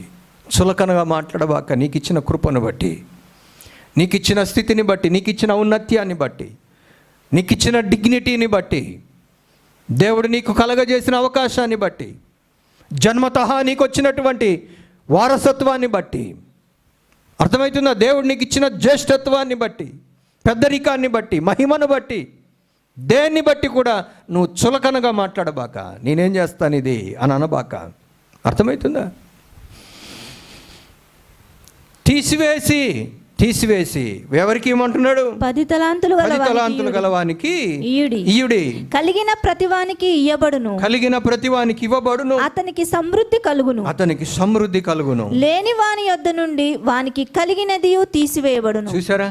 ఎవడికైతే నిలుపుకోవాలని లేదో, అభివృద్ధి చేసుకోవాలని లేదో, కాపాడుకోవాలని లేదో, ఈరోజున మనం మాట్లాడుకుంటున్న అంశం ఏంటి? దేవుడిచ్చింది నిలుపుకోవడం. అన్నండి ఒకసారి. ఎవరికైతే అది లేదో, నిలుపుకోవాలని లేదో, కాపాడుకోవాలని లేదో, దక్కించుకోవాలని లేదో, అభివృద్ధి చేసుకోవాలని లేదో, అర్థమవుతుందండి? దాంట్లో అభివృద్ధి పడాలని లేదో, నీ కండ్ల ముందు ఒకడు 5 తీసుకున్నవాడు 10 చేసుకున్నాడుగా, వాడికి సహాయపడ్డట్టుగా నీకు సహాయపడ్డా. నీ కండ్ల ముందు 2 తీసుకున్నవాడు 4 చేశాడుగా. అయ్యా నాకు కూడా అనంటే చేయడా? మీకు ఒకటి తెలుసా? ఒక సంగతి చెబుతా వినండి. కొంతమంది మునుం బట్టి ఫాస్ట్గా వెళ్ళిపోతారు. పక్కన బిడ్డో, లేకపోతే భార్యో, లేకపోతే ఎవరో దగ్గరలో చెల్లో, అక్కో ఉంటే ఏం చేస్తారో తెలుసా? వీళ్ళు మునువు వెళ్ళిన తర్వాత వీళ్ళ మునువులో సహాయం చేస్తారు. అనకూడదు. ఆ 2 తీసుకున్నవాడు సహాయమో అన్న, 5 తీసుకున్నవాడు సహాయం అన్న, నాకో చెయ్యి అన్న, నాకో సలహా అన్న అంటే వీడు 1, 2 చేసుకునే అవకాశమే లేదంటారా? ఒకసారి గమనించండి. దేవుడు ఇచ్చిన దాని గురించి లెక్క అడిగేవాడు. అందరు వినండి. దేవుడు నీకు ఏది ఇచ్చాడో దాని గురించి ఒక రోజున లెక్క అడుగుతాడు. నీకేమేమి ఇచ్చాడో చెప్పడానికి నేను ఇక్కడ లేను, లెక్క దాని గురించి మాట్లాడుకుందాం. దేవుడు నీకు ఇచ్చిన దాని గురించి ఒక రోజున ఏం చేస్తాడు? లెక్క అడుగుతాడు. ఏం చెప్తావు? తత్త అంటావా? నువ్వు సాహుకారుల దగ్గర పెట్టాల్సింది. ఓహో అట్లనా అని నీ రీజన్స్ని యాక్సెప్ట్ చేయడానికి ఆయన దద్దమ్మ కాదు. అర్థమవుతుందా? నువ్వు చెప్పే కారణాలన్నీ వినుకుంటా కూర్చోడానికి, నువ్వు చేసే సొల్లు ప్రార్థన అంతా వినడానికి ఆయన కూర్చునేవాడు కాదు. ప్రియమైన దేవుని బిడ్డారా, ఆయన సామర్థ్యాన్ని బట్టే పంచి ఇచ్చాడు. గుర్తుంచుకోండి. నువ్వు చేయగలవనే ఇచ్చాడు, నువ్వు నిలుపుకోగలవనే ఇచ్చాడు, నువ్వు ఉండగలవనే ఇచ్చాడు. ఒకసారి నాతో ఈ మాట చెప్పండి. నాలో సామర్థ్యాన్ని బట్టే దేవుడు నాకు ఇచ్చాడనండి. ఈ వచనాలందరికీ కావేమో కానీ కొంతమంది మాత్రం చాలా జాగ్రత్తగా తీసుకోవాలి దీన్ని. అర్థమవుతుందా? ఈ రోజున కొంతమంది హృదయాలలో బండల్లాంటి హృదయాలు పగిలిపోవాలి. ఈ రోజున నీ కెపాసిటీని బట్టి దేవుడు నీలో ఉన్నతమైన కెపాసిటీ పెట్టింది కూడా దేవుడే. అవి చేయగలగడానికి సామర్థ్యాన్ని ఇచ్చినవాడు కూడా దేవుడే. బైబిల్లో ఉంది, దినవృత్తాంతాల గ్రంథంలో 2వ కాండంలో, మీరు భాగ్యము సంపాదించుకోవడానికి సామర్థ్యము కలగజేయవాడు కూడా ఆయనే. దేవునికి స్తోత్రం. నీకు శక్తి ఇచ్చాడు, నీ కెపాసిటీ ఇచ్చాడు. మే అనమాకండి, ఊరికే ఇచ్చాడు దేవుడు. దాన్ని నువ్వు ఉపయోగించుకోవాలి. చేయవా? నీ యొద్ద నుండి తీసివేయబడుతుంది ఒక రోజున. తర్వాత నీ పరిస్థితి ఏమవుతుంది చూడండి. పాపం చేతకానిలేమ్మా, ఆరోగ్యం బాగలేదులే, వాళ్ళ కుటుంబంలో పరిస్థితులు బాగోలేవులే, వాళ్ళ మనసు బాగోలేదులే, వాళ్ళ ఆర్థిక పరిస్థితులు బాగోలేదులే, లేకపోతే చేసేవాళ్ళులే అనే మాటలు మాట్లాడడానికి ఆయన అప్పుడు కరుణ కలిగిన దేవుడు కాదు. ఆయన కొదుమ సింహం. తీర్పు తీర్చునప్పుడు ఆయన నిర్మలుడుగా ఉంటాడు, పాపం అంటించుకోడు. అర్థం చేసుకోండి. నాకు అర్థమవుతుందండి వాక్యం నాకే అండి అన్న వాళ్ళు ఒకసారి చెయ్యెత్తి అట్టనే పెట్టండి, కాసేపు నేను వాక్యం చెప్తాను. దేవుడు ఎవరితో మాట్లాడుతున్నాడు? ఏం చేస్తారు ఈ మాటల్ని? ఎడంకాలతో తొక్కుతాను అనగలుగుతావా? విడిచిపెడతాను అనగలవా? పాటిస్తాను అనగలవా? పోనీ గౌరవిస్తాను అనగలవా? దేవుడు ఏమి ఇవ్వలేదా? నిలుపుకుంటున్నావా? మాట జారుతావు, దయచేసి దింపండి. నోరు జారుతావు, చెయ్యి జారుతావు. ఏంటిది గ్రహించాల్సిందే నేను కోరుతున్నాను. మీకు దేవుడు అంటే లెక్క ఉంటే, లెక్కపత్రం ఉంటే, అర్థమైందా? ఆయనకు మాట ఇచ్చి ఆయన మాట మీద ఉన్నారా? నా ప్రియ సహోదరులారా వినండి, ఈ మధ్యకాలంలో సేవకు సమర్పించుకున్న వాలంటీర్స్ అందరికీ ఒక మీటింగ్ పెడుతున్నాను. 52 మంది మీరు పేర్లు ఇచ్చారే, మేము ఉంటాం, అది చేస్తాం, ఇది చేస్తామని. మీకు ఆ కెపాసిటీ ఇచ్చింది ఎవరు? ఏమండి, ఆ జ్ఞానం ఇచ్చింది ఎవరు? ఆ తలాంతి ఇచ్చింది ఎవరు? ఒక్కొక్కడికి ఒక్కొక్కడు పంచి ఇచ్చాడు కదా. చూడండి ఎట్లా కూర్చున్నారో. ఒకడు పాట పాడి దగ్గర కూర్చుంటే, ఒకడు వాయిద్యం దగ్గర కూర్చుంటే, ఒకడు కెమెరా దగ్గర కూర్చుంటే, ఒకడు పుల్పీట్ దగ్గర నిలబడితే, ఒకడు బయట చేసే పనులు చేస్తూ ఉంటే, ఒకడు మన కోసం వంట సిద్ధపరుస్తూ ఉంటే, ఎవరి తలాంతులు దేవుడు వారికి ఇచ్చారుగా, నిలబడాలిగా. చెయ్యరేంటి? బాధ్యత లేకుండా బతుకుతారేంటి? మీ మాట ఇచ్చామన్న సంగతి కూడా మర్చిపోతారేంటి? ఎవరి పనులలో వాళ్ళు ఉండడం లేదేంటి? దేవుడు నీకు ఇచ్చిన కృపను పోగొట్టుకుంటే ఏం చేస్తాడో తెలుసా? కారణాలు విని మౌనంగా కూర్చునేవాడు కాదు. నువ్వు ఇప్పుడు కారణాలు చెబుతున్నావు దేవుడికి. నా ప్రియ సహోదరి, సహోదరుడా, అయ్యా నేను చేయలేకపోతున్నా, క్షమించు నాయన అంటే, సర్లే నా బిడ్డ క్షమిస్తా అండో. అర్థమైందా? సోమరి అయిన చెడ్డదాసురాలు ఇది. సోమరి అయిన చెడ్డదాసురీడో. ఒకటే ఇచ్చావిడికి, 5 ఇచ్చినోడు 10 చేయంగలేంది, 1 ఇచ్చినోడు చేయలేడా? 1 కష్టమా, 5 కష్టమా? ప్రియ దేవుని బిడ్డ, దయచేసి గమనించండి. దేవుడు నీకు చాలా ఇచ్చాడు కదా, చేస్తున్నావా? చాలా బండెడు పనులు ఉన్నాయి కదా దేవుడు నీకు చేయమన్న పనులు, చేస్తున్నావా? సోమరివైన చెడ్డదాసుడా, వీడిని తీసుకెళ్ళి ఎక్కడే, వీడిని నమ్మి, వీడికి ఒక పుట్టుకతోనే నేను కొన్ని లక్షణాలు ఇచ్చి, అర్థమైందా, వీడికి ట్రైనింగ్ ఇచ్చి వీడిని ఉపయోగించుకోవాలని చూస్తే, నా మహిమను వీడికితో పంచుకుంటే, నా అభిషేకాన్ని వీడితో పంచుకుంటే, వింటున్నారా? మీరు చాలామంది పెద్దోళ్ళు అయ్యారు. దేనికన్నా పనికొచ్చారా దేవుని సేవలో? ఏం చెప్పుకుంటారండి దేవుడి దగ్గరికి పోయి రేపొద్దున? బండెడు పనులు చేస్తారు. మీ వ్యవసాయ పనులు అయితే మీ స్వార్థానికి బతుకుతున్నారు మీలో చాలామంది. దేవుడు అనంటే జ్ఞాపకం రాడు. ఏ రోజు మీకు చర్చి గుర్తుకు రాదా? ఊక్కుంటూ వస్తారు చర్చికి. ఆరాధన అయిపోయినాక కూడా చర్చి గుర్తుకు రాదా? మీరు 10 గంటలకు వెళ్ళిపోతే, మొన్న మీటింగ్ అయిపోయిన తర్వాత ఇక్కడ 4-5 పిల్లలు 2:30 దాకా మధ్యరాత్రి పనిచేసి సెట్ చేసి వెళ్ళిపోయారు. వాళ్ళు మీలాంటి విశ్వాసులు కాదా? ప్రియమైన దేవుని బిడ్డలారా, వాళ్ళలాంటి పనులు మీరు చేయలేరా? వాళ్ళలాంటి ఆరోగ్యాలు మీకు లేవా? వాళ్ళ శరీరాలు కావా? వాళ్ళ కుటుంబాలు లేవా? ఒకసారి ఆలోచించండి. ఇంకా ఇట్టనే బతుకుతామని కఠినం చేసుకొని బెల్లం కొట్టిన రాయిలాగా బతుకుతారో, జీవితాలను మార్చుకుంటారో ఈ రోజున తెలుసుకోండి. కుటుంబంలో ఒకరికి లేకపోతే ఒకరికన్నా బుద్ధి ఉండాలండి. ఇద్దరు పొదురుకున్నారనుకోండి, అననీయ సప్పీరలాగా, ఇద్దరు ఒకే రోజున చచ్చిపోతారు. జాగ్రత్త. మనం ఇట్టున్నాం కదా అని మార్చుకోవడానికి ప్రయత్నం చేయాలి. ఆ నాబాలుగాడితోని అబీగయలు కూడా ఏకీభవించినట్టయితే అబీగయలు కూడా చచ్చేది ఆ రోజున. నాబాలు మొరటోడు అయ్యేవాడికి మాట్లాడటం రాదు, ఎవరితో ఎట్లా ప్రవర్తించాలో తెలియదని వచ్చి దేవుని హృదయానుసారుడైన దావీదు కాళ్ళ మీద పడబట్టి కనీసం అబీగయలు బతికింది. ప్రియ దేవుని బిడ్డ, దయచేసి గమనించండి. కుటుంబాన్ని బాగు చేసుకోండి, జీవితానికి మంచి బాటలు వేసుకోండి. కుటుంబంలో కనీసం మీరన్న దక్కేటట్టుగా చేయండి ఆత్మీయ రక్షణ కోసం. అసలే ఒక పక్క నుంచి సైతానుగాడు బలమైనటువంటి ప్రయోగాలు ప్రయత్నాలు చేసుకుంటూ వస్తున్నాడు కుటుంబాలని కొల్లగొట్టాలని. నేను ముగించే ముందు ప్రియ దేవుని బిడ్డ ఒక మాట జ్ఞాపకం చేస్తున్నాను, వినండి. ఏం చేస్తాడని లాస్ట్కి ఏం చేయాలా?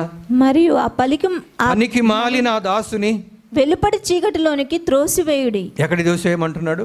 వెలుపటి చీకటి. గమనించండి, ఎందుకు దోసేస్తున్నాడు? ఒకప్పుడు దేవుడు వీడికి పంచిచ్చాడు కదా తలాంతని. ఈ రోజున దేవుడికి అంత కోపం ఎందుకు వచ్చింది చెప్పండి? వినండి. ఏమా, దేవుడు ఈయనకు ఒకప్పుడు ఏం చేశాడు? ఏరి కోరి పిలుచుకొని ఒకటి ఇచ్చాడు. వీడి మీద ఇంత కోపం ఎందుకు దేవుడికి? చూసారా? జాగ్రత్త అమ్మా. నీకు చెప్తే ఇక్కడ ఉన్నంతసేపు చాలా మంచిగా యువర్స్ ఒబీడియంట్లీ అన్నట్టుగా వింటున్నారు, కానీ బయటికి వెళ్ళినాక పొదుగుడు గోడిగిన లేచి ఇట్లా దులిపి మొత్తం వదిలేస్తారు చూడండి, అట్లా చేస్తున్నారు మీరు. ఇక నా వల్ల కూడా కాదు చెప్పడం. అర్థమైందా? ఆత్మ సంగములతో చెప్పుచున్న మాట అది. నీ వినాలనుకుంటే వింటావు అంతే, గాలి కొదిలే అంటే వదిలేస్తావు అంతే. గ్రహించండి. బయట వెలుపట చీకట్లోనికి వాడిని త్రోసివేయండి. అక్కడ ఏముంటుంది? అక్కడ ఏడుపును పండ్లు కొరుకుటయు ఉండును అనేను. అంటే ఏంటండి అది? నాకు సొలొమోనుకి దావీదు చెప్పినట్టే ఉంది కదా. నీవు అతన్ని విసర్జించిన ఎడల, అతడు అప్పగించింది నువ్వు వదిలేసిన ఎడల, అతడు నీకు అనుగ్రహించింది పనికి పక్కకు పెట్టిన ఎడల, అతడు నేను శాశ్వతముగా నిత్యము త్రోసివేయును.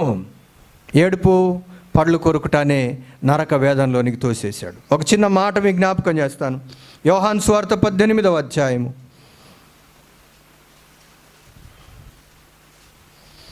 9వ వచనాన్ని ఒకసారి చదువుదాం.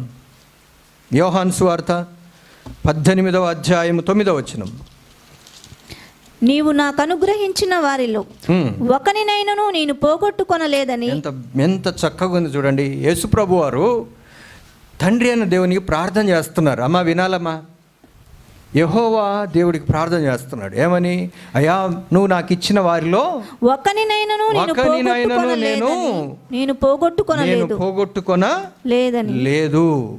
నేను పోగొట్టుకొనలేదని ఆయన చెప్పిన మాట నెరవేరినట్లుగా ఇలాగ చెప్పాను. అయితే గమనించండి, 17వ వచనం 12వ వచనం 17వ అధ్యాయం 12వ వచనం నుంచి చూద్దాం. నేను వారి యొద్ద ఉండగా నీవు నాకు అనుగ్రహించిన వారిని నీ నామమందు కాపాడితిని, నేను వారిని భద్రపరచితిని అంటున్నాడు. హల్లెలూయా. యేసుక్రీస్తు ప్రభు దగ్గర ఉంటే ఆయన మనల్ని ఏం చేస్తాడు? కాపాడుతాడు, మనల్ని భద్రపరుస్తాడు. అయితే దేవుని కాపుదల్లో ఉండి కూడా ఒకడు వేరే లక్షణాలను డెవలప్ చేసుకుంటే, యేసుక్రీస్తు ప్రభు చూడండి ప్రార్థనలో ఏమని చేశాడో, నేను వారి యొద్ద ఉండగా నీవు నాకు అనుగ్రహించిన వారిని నీ నామమందు కాపాడితిని, నేను వారిని భద్రపరిచితిని గనుక లేఖనము నెరవేరునట్లు నాశనపుత్రుడు తప్ప వారిలో మరి ఎవడునూ నశింపలేదు అంటున్నాడు. నువ్వు నాకు 12 మందిని ఇచ్చావయ్యా, ఆ 12 మందిని అందరినీ కాపాడాను, కానీ దాంట్లో ఒకడు నాశనపుత్రుడు ఒకడు ఉన్నాడు, వాడు తప్ప మిగతా వాళ్ళందరూ కూడా బాగానే ఉన్నారు. యేసుప్రభు దగ్గరుండి యేసుప్రభు బోధలకు ఎందుకు లొంగలేకపోయాడు? వేరే వాళ్ళతో సంప్రదింపులు ఎందుకు చేశాడు? అన్నింటిని వదిలిపెట్టి నన్ను వెంబడించండి అని యేసుప్రభు పిలిస్తే డబ్బు మీద మమకారం ఏంటి? ఏదో ఏలుబడి చేసింది, దేవునికి శాశ్వతంగా దూరం చేసింది. శాశ్వత రాజ్యంలో 12 సింహాసనాల మీద కూర్చోవలసినటువంటి ఆధిక్యతని ఇస్కరియోతు యూద భూలోకంలో అశాశ్వతంగా ఏదో 4 రోజుల కోసం ఉపయోగపడే డబ్బులవి. అంతకు మించి ఎక్కువ రోజులు రావండి. 30 రూపాయలు వస్తాయా? రావు. ఆ 30 రూపాయలతో ఏం కొన్నారో తెలుసా? మనుషులు పాతి పెట్టడానికి తప్ప ఇక మరి దేనికి కూడా పనికిరాని ఒకట చవట భూమిని వాళ్ళు కొన్నారు. దేనికి పనికిరాదు ఆ భూమి. 30 వెండి నాణేలకు అదే వస్తుంది. బాడవ పొలమేం కాదు అది, నీళ్లు బారే పొలమేం కాదు అది. మనుషులు పాతి పెట్టడానికి పనికొచ్చే పొలం, శ్మశానానికి పనికొచ్చే పొలం అది కొన్నారండి. అది సంపాదించడం కోసం ఏం పోగొట్టుకున్నాడు తెలుసా? పేతురు ఏమన్నాడు తెలుసా? జీవపు ఊటలు కలిగినటువంటి, నిత్య జీవపు ఊటలు కలిగినటువంటి వాడిని నిన్ను వదిలిపెట్టి మేము ఎక్కడికి పోతామయ్యా అని అన్నాడు. చూడండి క్యారెక్టర్లో ఎంత తేడానో. నిత్య జీవపు ఊటలు కలిగినటువంటి నిన్ను వదిలిపెట్టి నేను ఎక్కడికి పోతానని పేతురు అంటే, ఈడంటాడు 30 వెండి నాణేలు చాలు అని అనుకున్నాడు, వదిలేసుకున్నాడు. మనమైనా అంతే. ఒక్కోసారి ఇంత చెబుతాను కదా, మొన్న మారారా? 2029లోనన్నా మారతారా? 2034లోనన్నా మారుతారా? మారం. రేట్లు పెరుగుతూ ఉంటాయి ఎప్పటికీ. ఈరోజు మేము బ్రతిమలాడుతున్నాను, దయచేసి గమనించండి. సర్పంచ్ ఎలక్షన్లు, ఎమ్మెల్యే ఎలక్షన్లు, ఎంపీ ఎలక్షన్లు అయిపోయాయి. 3 పార్టీలతో సంబంధం. ఏం బాగుపడ్డాను చెప్పండి? ఒక్కసారి ఆలోచించండి. గుండెల మీద చేతులు వేసుకొని మనల్ని మనం పరీక్ష చేసుకుందాం. ఒకటి చెప్పాల్సిన అవసరం లేదు, అన్ని రకాలు తెలివితేటలు ఇచ్చాడు దేవుడు మనకి.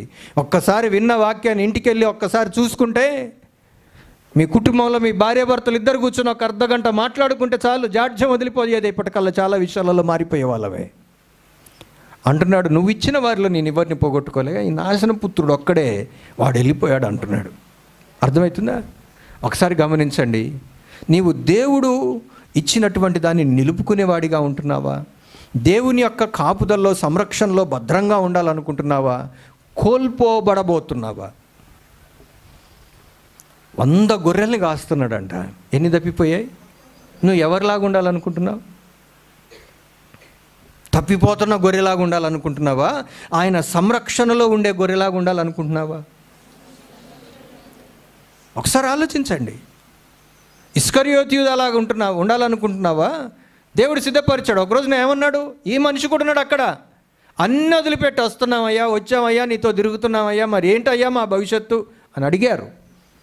ఆ పిఎఫ్ ఏమైనా ఉందా, కటింగ్ చేస్తున్నావా అని అడిగారు. అప్పుడు యేసుప్రభు ఏం చెప్పాడో తెలుసా? అబ్బాయిలు వినండి, కొన్ని కష్టాలు శ్రమలు అన్నీ ఉంటాయిలే, కానీ మీకు 12 సింహాసనాలు సిద్ధపరిచిన. ఏం పెట్టాను? ఇదిగో నీ సింహాసనం. చచ్చిపోకముందే పౌలు గారు ఏమంటున్నాడో తెలుసా? అదిగో నాకొక కిరీటము, నాకొక సింహాసనము అక్కడ సిద్ధపరిచాడు. నాకు మాత్రమే కాదు, నాలాగా జీవితాన్ని కాపాడుకున్న విశ్వాసికి ప్రతి ఒక్కడికి కూడా అలాంటి కిరీటాలే అన్నాడు. చూశాడా లేదా? పౌలు గారు చూశాడా లేదా? పేతురు గారు యేసుప్రభు మాట్లాడుతుంటే కళ్ళు మూసుకొని మనసులో అనుకుంటున్నా, నాకు ఫీలింగ్లు అర్థమవుతుంటాయి ఒక్కోసారి. ఏమనుకుంటున్నా, గ్యారెంటీగా యేసుప్రభుకి కుడి పక్కన నేనే కూర్చుంటా, ఎందుకంటే కొంచెం ఫస్ట్ కదా నేను, నా తర్వాత యాకోబు తర్వాత యోహాను, అంతే అని ఆయన ఊహించుకుంటున్నాడు. ఆ కిరీటం లేదు, సింహాసనం ఏముందో, సింహాసనం ఏముందో, ఎవడు చూడొచ్చాడు రా నాయన, మనల్ని మభ్యపెట్టి చేస్తున్నాడు. వచ్చినోడి పెళ్ళికి సచ్చినోడి పెళ్ళికి వచ్చినంతే చాలా అనుకున్నాడు, 30 వెండి నాణాలకు అమ్ముకున్నాడు. సింహాసనం పోయిందా లేదా? అంత గ్యారంటీకి ఎట్లా చెప్తారు? ఆయనకు ఆ నమ్మకం కుదరట్లేదు ఏంటి? మనకేం కావాలి తెలుసా అండి? తాత్కాలిక భోగభోగ్యాలు. ఏంటిది? తాత్కాలిక ఉపశమనం, తాత్కాలిక సంతోషం, నిత్యత్వము అనండి ఒకసారి, నిత్య జీవము. అవి అర్థం చేసుకోలేకపోతున్నారు. అందుకే ఈ రోజున మీకు మనవి చేస్తున్నాను, ప్రియ దేవుని బిడ్డ, నేను ముగించేస్తున్నాను. దేవుడిచ్చింది ఏది పోగొట్టుకోమాకండి. అర్థమైందా? సొలొమోను పోగొట్టుకున్నాడు, రాజ్యాలు వెళ్ళిపోయాయి, తర్వాత ఘోరం అయిపోయింది, తర్వాత వాళ్ళ జీవితాలు బాగోలే. చాలామంది ఆదాము హవ్వలు పోగొట్టుకున్నారు, ఏశావు పోగొట్టుకున్నాడు, ఇస్కరియోతు యూదా పోగొట్టుకున్నాడు. అర్థమైందా? మహిమను పోగొట్టుకుంటున్నారు చాలామంది, దేవుడిచ్చిన కృపను పోగొట్టుకుంటున్నారు చాలామంది, దేవుడిచ్చిన ఆధిక్యతను, స్టేటస్ని పోగొట్టుకుంటున్నారు. ఆధ్యాత్మిక పరంగా మాట్లాడుతున్నాను నేను, లోకపరంగా మాట్లాడట్లేదు.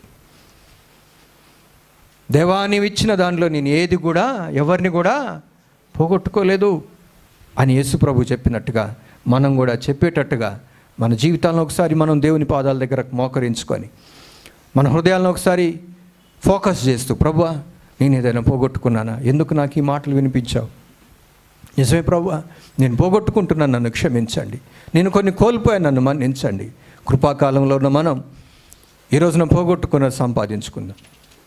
అయ్యా మీరిచ్చింది నేను పోగొట్టుకోను, మీరిచ్చింది నేను పోగొట్టుకోను స్వామి, మీరిచ్చిన కృప నేను పోగొట్టుకోను, మీరిచ్చిన ఆధిక్యత నేను పోగొట్టుకోను, మీరిచ్చిన మహిమ నేను పోగొట్టుకోను, మీరిచ్చిన రక్షణ నేను పోగొట్టుకోను, మీరు పలికిన వాగ్దానాన్ని నేను వదిలిపెట్టను,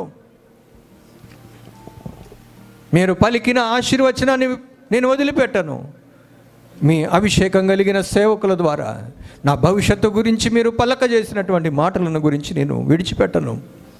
అదే సొలొమోనుకి దేవుడు దావీదు ద్వారా జ్ఞాపకం చేస్తున్నాడు. సొలొమోనా, మందిరాన్ని కట్టడానికి నిన్ను ఎన్నుకున్నాడు, అదిగో ఫలానా గొప్ప కార్యాన్ని చేయడానికి, భవిష్యత్తులో ఫలానా బలమైన కార్యాలను జరిగించడానికి దేవుడు నిన్ను ఎన్నుకున్నాడు.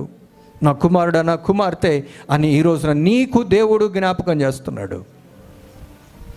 ఆనాడు దావీదును వాడుకొని సొలొమోనుకి చెప్పించినట్టుగా ఈ రోజున తన సేవకునిగా నన్ను వాడుకొని నీకు చెప్పిస్తున్నాడు. నిన్ను వినియోగించుకొని ఘనకార్యములను చేయబూనుకున్నటువంటి దేవుడు నీకు మళ్ళొక్కసారి జ్ఞాపకం చేస్తున్నాడు. ఈ అవకాశాన్ని, ఈ ఆధిక్యతని, ఈ భాగ్యాన్ని పోగొట్టుకోబాకంటున్నాడు. ఒకప్పుడు సొలొమోను ఎంతగా పొగడబడ్డాడో తెలుసా? శేబదేశపు రాణి వచ్చి అంటుంది, నీ దగ్గర పనిచేసే సేవకుల భాగ్యం ఎంత గొప్పది అన్నాడు, అనింది. ఈ రోజున దేవుని సేవలో తరించే భాగ్యం మనకు గొప్పది కాదా? ఆలోచించండి. మహిమగల పరిచర్యలో నాటబడుట ఆయన నీకు ఇచ్చిన ఆధిక్యత కాదా? నా ప్రియ సహోదరుడు, సహోదరి, చేతులు జోడించి కన్నీటితో ఆయన పాదాలు తడిపి ప్రార్థన చేయండి. మాట వరుసకి ప్రార్థన కాదు. అనుమతించండి ప్రభా, క్షమించండి నాయన, చాలా కోల్పోయానయ్యా, చాలా నిర్లక్ష్యాన్ని ప్రదర్శించాను. మీరు నాకు ఇచ్చిన ఆధిక్యత మామూలుది కాదు.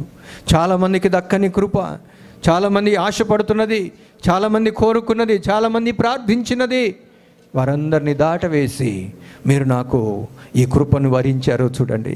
ఇది నేను పోగొట్టుకోనయ్యా, నిలబెట్టుకుంటాను ప్రభా అని ప్రార్థన చేయండి. ప్రేమ కలిగిన తండ్రి, మీకు వందనాలు. ఈ దినం ప్రభా మీ సేవకునిగా నేను ప్రార్థిస్తున్నాను. మీరు అనుగ్రహించిన ఆధిక్యత, మీరు అనుగ్రహించిన కృప నాయన, మీరు ఇచ్చినటువంటి మహిమ, మీరు ఇచ్చినటువంటి తలాంతు, మీరు అనుగ్రహించిన వరము తండ్రి, మీరు కలగజేసిన స్థితి, మీరిచ్చిన జ్ఞానము, మీరిచ్చిన అవగాహన, ఇవేవి కూడా ఏ ఒక్క బిడ్డ కోల్పోకుండా మీరు ఎవరెవరి పట్ల ఏ ఏ ఉన్నతమైన ప్రణాళికలు కలిగి ఉండి ఇప్పటికే వాటిని బయలుపరిచారో ఆ స్థితిని పోగొట్టుకోకుండా, మీ యొక్క ఏర్పాటులో నుంచి వైదొలిగిపోకుండా, మీ నిత్య ప్రణాళికలో నుంచి తొలగిపోకుండా ప్రభువా మీ బిడ్డలను కాపాడమని కోరుతున్నాను. అందులో ఇమిడి ప్రభువా శ్రద్ధ కలిగిన వారిగా మిమ్మల్ని ఎరిగి మీ ప్రేమను అందిపుచ్చుకొని జీవితంలో ముందుకు వెళ్ళడానికి, వారి జీవితాలను అనేకులకు దీవెనకరంగా ఉంచడానికి ఒక్కొక్క బిడ్డకు సహాయపడమని కోరుతున్నాను ప్రభువా. ఈ వాక్యాన్ని ప్రభువా నీరు కట్టి ఫలింపచేయమని కోరుతూ, ఏ సైతాను ప్రభువా నాయన మనసులో హృదయంలో విత్తబడినటువంటి మాటలను దొంగిలించకుండా ప్రతి బిడ్డ మనసు చుట్టూ మీ కంచెవేయమని, ప్రతి బిడ్డ హృదయం చుట్టూ కంచెవేయమని, ఈ దినమే ఈ వాక్యము ఫలించున్నట్లుగా మీరు కార్యము జరిగించమని మిమ్మలను బ్రతిమలాడుతూ యేసు క్రీస్తు వారి నామములో అడిగి వేడుకొనుచు ప్రార్థిస్తూ ఉన్నాను మా పరమ తండ్రి. ఆమెన్.